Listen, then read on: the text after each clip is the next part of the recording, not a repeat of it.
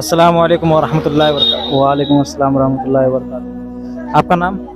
मोहम्मद आरिफ हुसैन। हुसैन। आपसे एक दो इस्लामिक सवाल करेंगे, इजाज़त है? इजाज़त है। आप ये बताइए कि वो कौन सा बादशाह था जिसने दुनिया में जन्नत बनाई थी? फिरौन। फिरौन वो तो बादशाह था पर उसने जन्नत नहीं बनाई है। वो अच्छा, वो कौन से नबी हैं कि जिन्होंने अब दुश्मन के यहाँ परवरिश पाई? उस नबी का नाम क्या है? हजरत यूनुस। नहीं, थोड़ा गौर कीजिए।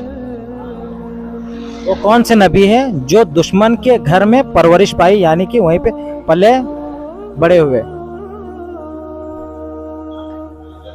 अच्छा, जिसके यहाँ पहुंचे वो नबी, उस बादशाह का क्या नाम था?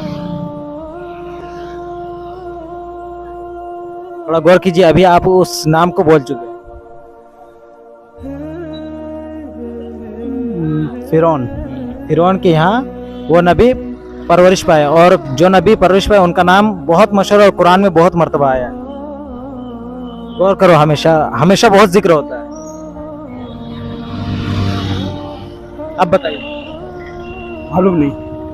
मालूम नहीं, थोड़ा गौर कीजिए, सोचिए कि वो कौन से नबी है जो हम बहुत मर्तबा जिक्र आया उनका कुरान में। हजरत मोहम्मद मुस्तफ़ा। नहीं नहीं, हमको जहन में आ नहीं रहा है, याद था लेकिन अभी नहीं आ रहा है जहन में। बहुत मशहूर है, बहुत मशहूर। एक तो वो बादशाह जिसने पूरी दुनिया में जिसने जन्नत बनाई, ठीक है, वो था शद्दाद। कौन था? शद्दाद। सद्दाद।